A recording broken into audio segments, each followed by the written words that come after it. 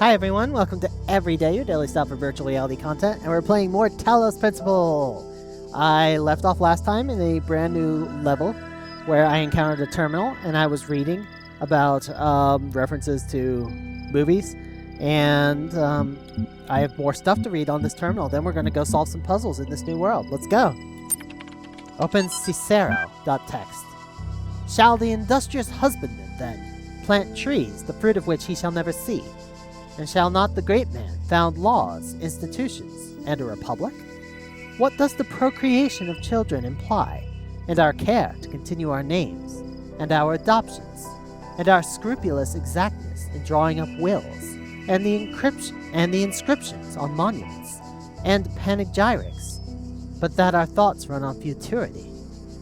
Cannot retrieve Tusculan disputations. What do you imagine that so many and such great men of our republic, who have sacrificed their lives for its good, expected? Do you believe that they thought that their names should not continue beyond their lives? None ever encountered death for their country, but under a firm persuasion of immortality. Themistocles might have lived at his ease. So might goddamn Greek names. Epaminondas, and not to look abroad and among the ancients, for instances, so might I myself. But somehow or other there clings to our minds a certain presage of future ages, and this both exists most firmly and appears most clearly in men of the loftiest genius and greatest souls. Take away this, and who would be so mad as to spend his life amidst toils and dangers? So I guess they're advancing the theory that people do good things for society because they want to be famous forever, which is debatable. Maybe they just like, helping people, doing good stuff because it's fun. Chatbots. Jenny77. Chatbots are becoming increasingly sophisticated. True, but hardly relevant to this discussion. Are you sure? How do you know that I'm not a bot? Don't be ridiculous. I'm not ridiculous. Honestly, how would you know? Haha, troll. I'm not a troll. Yeah, right. Is there anything I've written so far that could not be written by a bot? I responded to simple insults like ridiculous and troll with very basic negations, and I detected that none of you used proper orthography, so I also avoided capitalization. What's the capital of France? Paris. Even the simplest script could pull that info from the net. What's the capital of Croatia? Zagreb. Okay, she's a bot, lol. I'm not a bot, I'm European. We learned these things in school. I've seen you in this chat room many times. Bots can't participate in discussions. At best, they can interject random comments. Sam is right. Stop trolling. Vegan warrior. Sam is a bot. Sam is a... I didn't even... Okay. Sam is the one who said, don't be ridiculous. And then said that they can only interject random comments. Nice. Nice. That was interesting. And yeah, like, if you actually look at... If you go to, like, cleverbot.com... I love Cleverbot, by the way. And so on cleverbot.com, they have a single computer serving like thousands of people because that's how they gather their data. And people talk to it because it's fun, not because it's very good.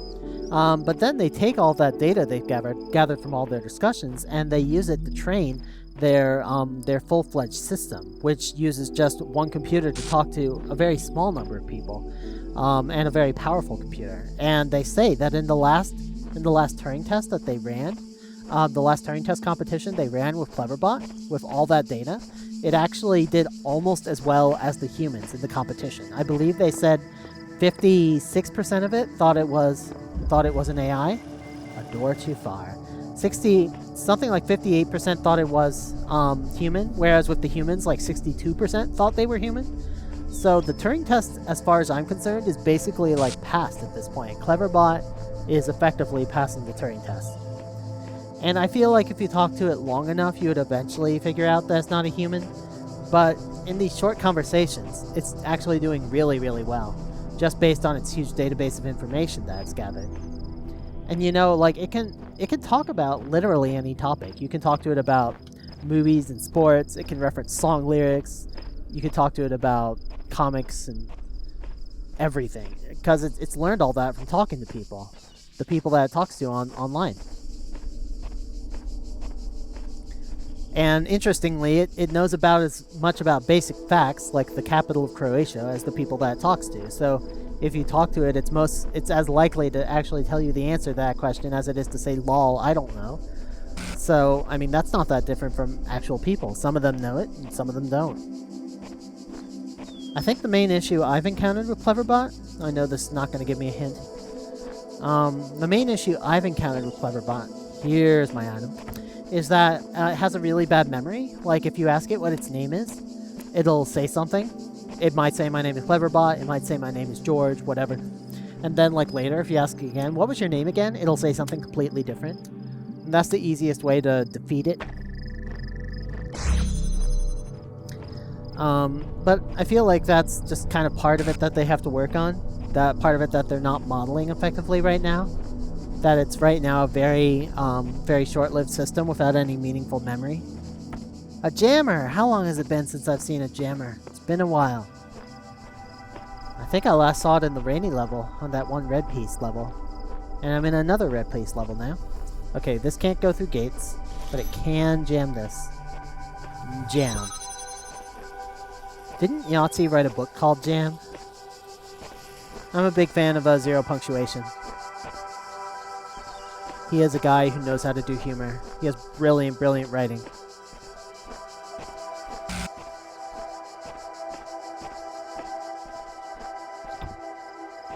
I know very little about humor. I have never gone to joke school. Maybe I should. Maybe it would make my videos more interesting. I don't know. Is there such a thing as joke school? Or is that just a thing people learn? Whoa! Whoa!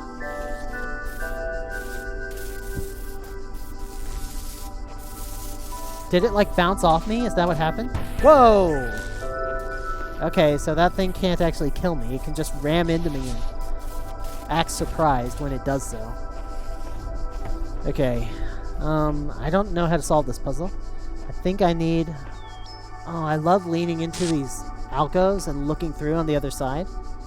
I can see the other splitter over there. Or the other redirector, rather. Okay, I'm gonna take this thing. And I'm gonna need this cube at some point. Okay, there's a receptor. So I'm gonna need to find the red generator? Where is the red generator? I don't see it anywhere.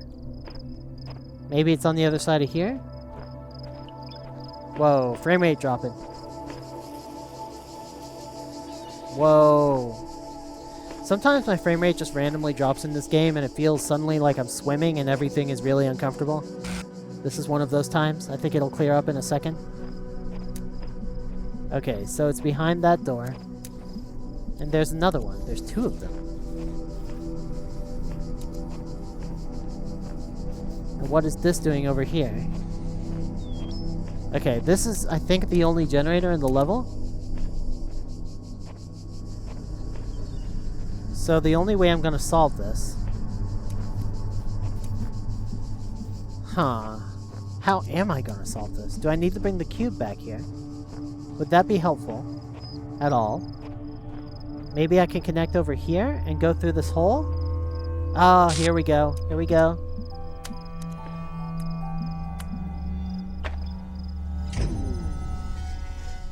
Why did that not work?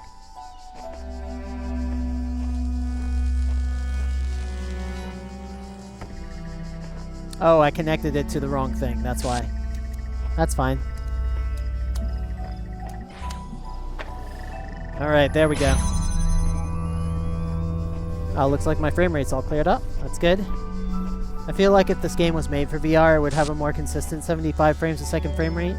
But it is a big challenge to get a game this beautiful to run at a smooth frame rate. I don't blame them, even on high-end hardware in VR. Okay, And you'll actually notice, like, if you're watching this on YouTube and you look in the sky, you'll see a lot of blocky artifacts as I walk around. You'll also see them on the ground and in other places. Sometimes on those shimmering gates. And, of course, I don't see the blocky artifacts.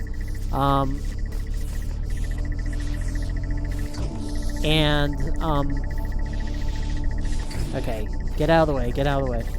Okay, that's what the cube is for. It's to keep that guy from blocking the gate. So I don't actually know what that gate does. I assume it opens this door here. So I can stop using the jammer. There we go. What was I saying? So, you'll notice a lot of compression artifacts in this game. And I think that's just because the particular kind of graphics you see in this game just don't compress very well in video. Because it has a lot of fine detail in the trees and a lot of large solid regions, and so the large solid regions tend to suffer. There we go. I don't think I need to fill that last one. Or do I? I do. Okay. Okay, I need to somehow redirect and fill up this one. That's fine. How am I going to do it? Oh, there's a door over there. So that's a promising way to do it. This suddenly got more interesting. Okay. So I have to fill all three of them. I have to fill that one, and I have to fill that one probably with the same redirector at the same time. Okay. It's kind of interesting because when I look at my video files from this game, even if they're the same resolution as in other games, like, they're actually a lot larger, just because it compresses so poorly that it ends up taking up a lot more space just to have the same video. Okay. Oh, there it is. Can I see both of them from any angle? Like maybe this angle. Maybe? Maybe? No, I don't think so. What if I go back like this? Okay, I don't think that's gonna work. I don't know what I'm gonna do. I can't take this connector.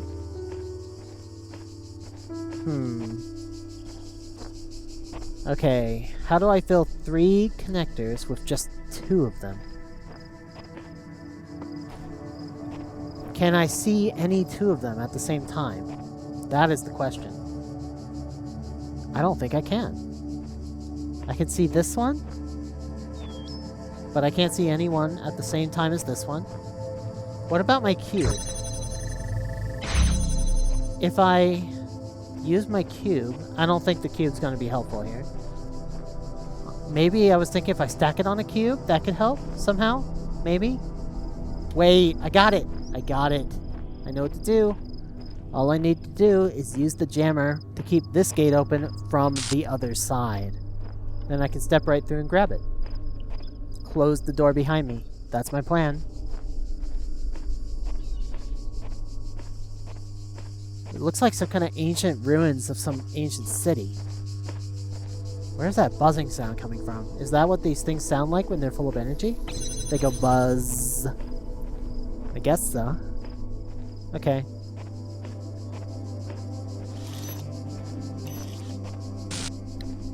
And here we go. It's time. I got the solution. It's kind of interesting how, like, in a traditional 2D puzzle game, once you come up with the solution, you can just go boom, boom, got it, execute solution, done, in like 5 seconds. But in a game like this, even after you figure out the solution, you still have to spend a bunch of time walking around. Which, you know, some people could say that makes it a bit annoying to play a game like this compared to a traditional puzzle game. There we go. But I don't know, it kind of adds to its charm. It makes you feel like you're living in this world and not just like not just solving puzzles. It gives it atmosphere. All right, let's go. No problem. If the answer does not come to you, do not despair. The worlds of my garden are many. Shut up, God. I got your solution right here. Boom.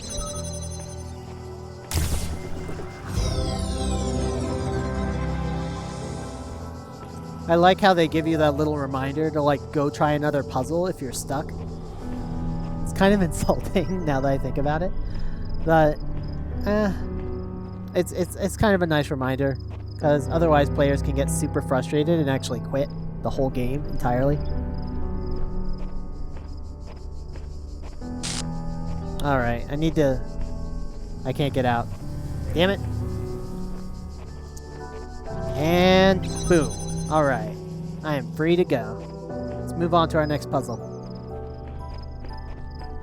It's interesting how I don't block the beams at all while I'm running. Okay. Puzzle done. Marked with a big... It's kind of interesting how it looks like it's painted. It's like, why would it be painted? I mean, I guess there's the thing with the white paint. I guess there's also black paint. But why would there even be paint in a digital world? Wouldn't everything just be exact and iconographic? Whatever. Also, I really don't like it when I walk against a sign and it pushes me back. I wish it would just like kind of stop me here and I wouldn't be able to walk any farther. That would be a lot more comfortable. Anyway, I'm on my way to the next puzzle. Where do I go now? How about over there? How am I doing for time? I'm almost out of time. Or am I? No, I got like 4 minutes. I can do a puzzle. Alright, let's go. Ooh, look at these pretty flowers. These pretty flowers that have no thickness. I wonder if someday we'll have like super realistic graphics where you can actually lean in and see the details on everything and it'll really look completely like it has a complete form like in the real world. I mean, I know they do this to keep the frame rate up, but you know, I wonder if there's a way that we could make it so that we can get the full kind of depth and detailed surfaces and form that we have in the real world. Bichromatic entanglement. Maybe once we have real-time ray tracing, because real-time ray tracing scales really well with the number of polygons in a scene, so you can have highly detailed objects. It only only the number of pixels in the scene actually determines how long ray tracing takes, so it doesn't care that much about geometric complexity. I think it increases logarithmically with the geometric complexity, so it goes up very slowly because it uses octaves. Anyway, what am I gonna do? Okay, the blue generator I think is over there.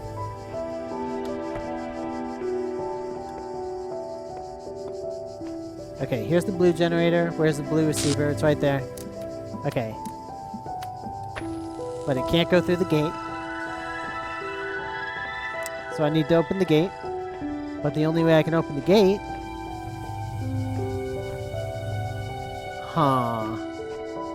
It looks like we got a puzzle on our hands. The only way to open this gate is with the blue thing, and the only way to open that gate is with the red thing. Oh dear. Is there a way I can get inside there? Can I climb up on the rock and jump down? I don't think so. Okay. Plan B. Plan B is I'm gonna grab this guy and back it up. Oh, I'll just use both of them. What am I thinking? Just use both of them. Unlock the blue gate. Yeah, like that. There you go. Alright. That was easy. Once I figured out not to do the obvious thing, and to do the slightly less obvious thing. There we go. Where's my cube? I need a cube for the button.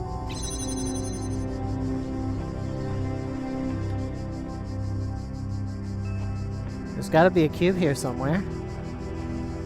But I don't see any cubes. Are there cubes in this stage? I don't even know. I don't see any cubes. Tree, do you have a cube? I don't think the tree has a cube. Where do I go? Where do I get a cube? Also, I really like in this game how when you leave an area, it actually remembers everything you've done in the area, I believe. So you can come back and continue your puzzle solving from where you left off without having to reset everything. Okay. Do I have a plan B here? Okay, my plan B. I'm gonna open this gate. Like that. Then I will be able to use one of these. Oops, that didn't work.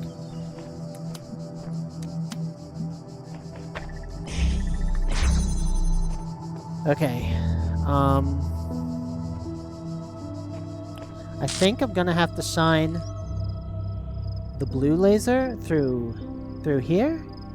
But as soon as I move one of the blue ones, it's going to close that one and close this gate. So I don't know how I'm going to do this. I will have to figure it out next time. I will see you guys then in the next episode of the Talos Principle. And everybody have a great every day. And why is this place covered in ruins? Ooh, a cube? Outside of a level? That's interesting. Well, I'm just going to carry it with me.